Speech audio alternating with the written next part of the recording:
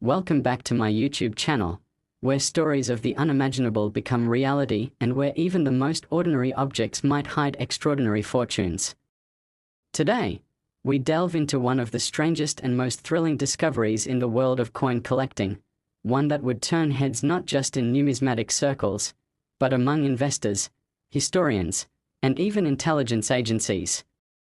This is the tale of a 2009 1-cent coin, a penny struck during what seemed like an unremarkable year, but that would eventually be valued at a staggering $323 million.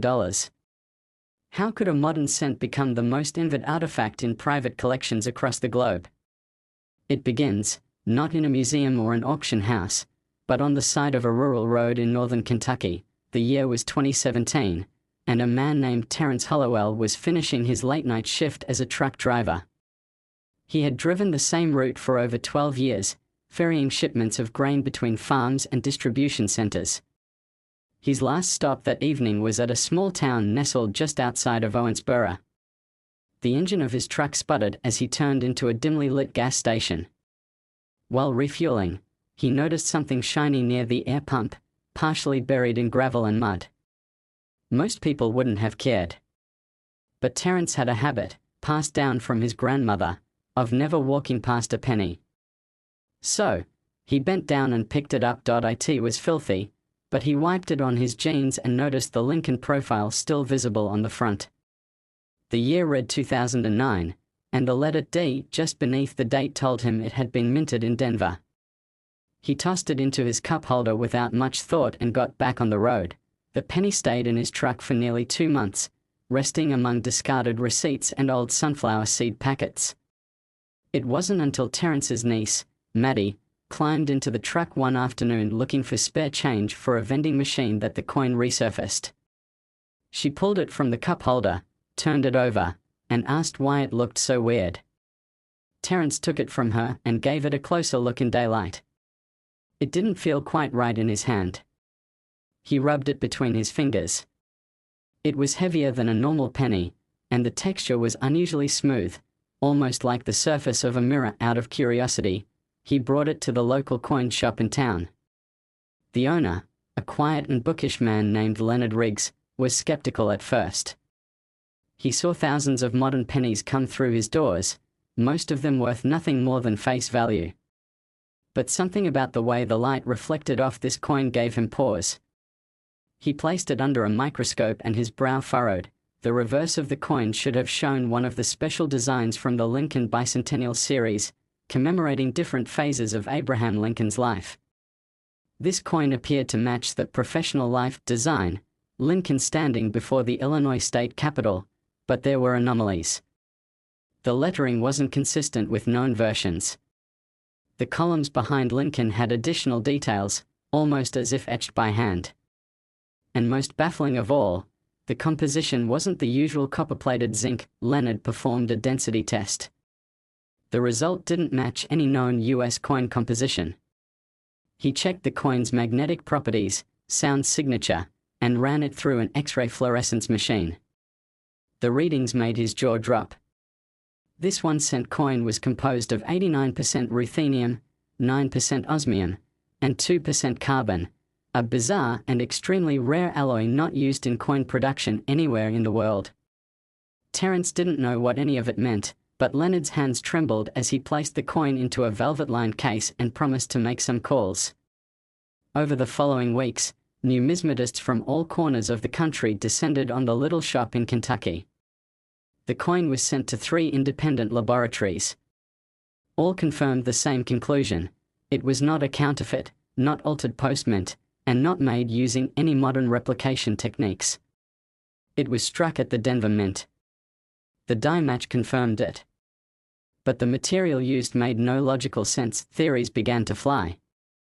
Some believed it was the result of a rogue mint worker sneaking in exotic metals during a graveyard shift. Others suspected it had been a top-secret test piece, part of an abandoned project to create currency capable of resisting counterfeiting on a global scale. A few thought it might have been minted by mistake when a foreign sample was accidentally introduced into the hopper during cleaning or calibration. But then came a twist no one expected. A retired physicist named Dr. Yevgeny Sidorov, formerly contracted with a defense firm that worked alongside the U.S. Treasury, came forward. He claimed that during the global financial collapse in 2008, a covert directive was issued to explore the creation of what he called post-collapse asset tokens, or PCATs.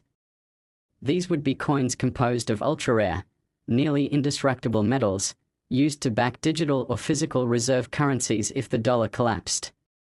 The Treasury denied the project's existence. But Yevgeny swore that a batch of sample coins had been produced in Denver in early 2009, exactly the same time the coin found by Terence had been struck. He said that out of an experimental lot of 13 coins, 12 were destroyed in a metallurgical fire at a testing lab in Colorado Springs. The 13th was believed to have been lost in transport. That coin, Yevgeny believed, was the one Terence had found. News of the coin hit the collectors' community like a lightning strike. Private buyers began contacting Leonard and Terence with insane offers. One hedge fund manager offered $65 million before seeing the coin in person. A billionaire from Singapore flew to Kentucky with a duffel bag of bearer bonds and a non-disclosure agreement. But Terence, overwhelmed and unsure of who to trust, decided to let the Smithsonian examine it first. They confirmed its authenticity and composition, and called it a discovery with implications beyond monetary value. By the time the coin was listed for private auction, it had become the stuff of legend. The opening bid was set at $120 million. Within minutes, a bidding war erupted between tech titans, oil tycoons, and royal families. The final bid came from an anonymous syndicate of investors believed to be based in Switzerland. They paid $323 million for the coin, the highest price ever recorded for a single numismatic item. Terence retired from trucking. But instead of disappearing into luxury, he set up a foundation dedicated to historical preservation and education. He funded libraries, scholarships, and even started a documentary series highlighting unexpected historical treasures found in everyday life. What made the coin so valuable wasn't just its material, rarity, or even the secrecy surrounding its origin. It represented a hidden chapter in the economic history of the United States. A time when the very fabric of financial security was being questioned, and solutions were being tested in total silence. The fact that a single artifact from that era had survived, and surfaced, was a story that fascinated economists and historians alike. The coin's current location is unknown. Some say it's buried in a temperature-controlled vault somewhere beneath the Alps. Others claim it was immediately melted down and converted into a high-tech memory storage substrate. But those who saw it in person will never forget the eerie glow of the metal, the perfect strike of Lincoln's profile, or the sensation of holding a piece of American history that never should have existed. And as for Terence, he continues to walk with his head down, eyes scanning sidewalks, parking lots, and roadsides, not because he thinks he'll find another, but because he understands now what few others do. Sometimes, the smallest things hold the biggest secrets. Sometimes, the world changes not with a bang, but with the sound of a single penny hitting the ground. Thanks for joining us once again on this incredible journey. Keep your eyes open, your pockets ready, and your curiosity alive. We'll see you next time with another unbelievable story from the world of rare finds and big money. Next, 1989 1-cent USA coin, where forgotten items are rediscovered as priceless treasures, where lost history is unearthed beneath everyday life, and where pocket change becomes a portal into mystery, fortune, and legends untold. Today, we bring you an astounding tale of one of the most baffling and extraordinary discoveries in the world of numismatics, a 1989 1-cent coin that would be the epicenter of scandal, intrigue, and ultimately become the most valuable penny in human history. It would go on to be valued at an incredible $932 million. What follows is the unbelievable journey of a coin no one was supposed to find and the ordinary man whose world was flipped upside down the day he did. In the summer of 2021, Harold Ventnor was nearing his 58th birthday. A retired machinist from Lansing, Michigan, Harold had lived a quiet and consistent life, working in auto parts fabrication for over 3 decades. He wasn't a collector, nor an investor, and had never gambled a dollar in Vegas. After retiring, he spent his days tending to his backyard greenhouse, visiting local thrift stores, and walking the same winding trail behind his subdivision every evening. But one July afternoon, as he crossed a rusted footbridge over the Grand River, his eye caught something glinting in a pile of pebbles and dried leaves. He paused, leaned over, and spotted what looked like a discarded coin partially pressed into the dirt. He stooped to pick it up. It was dirty, dull, and looked like it had been there a while. A typical penny, at least at first glance.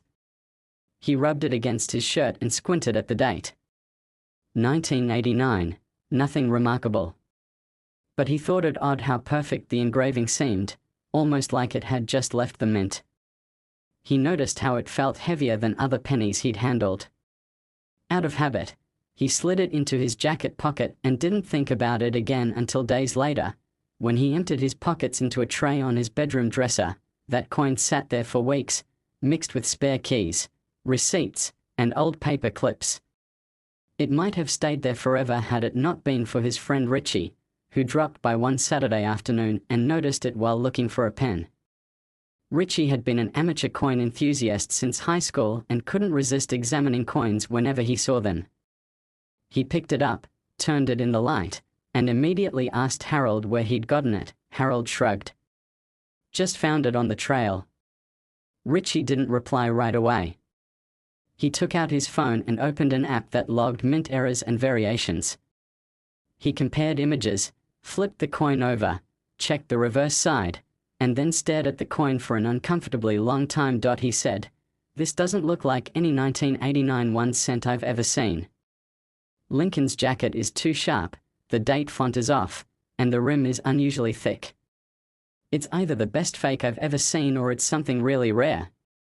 They laughed it off, tossed the coin back in the tray, and cracked open a few beers, but the moment lingered in Richie's mind. The next day, he returned with a digital scale and caliper.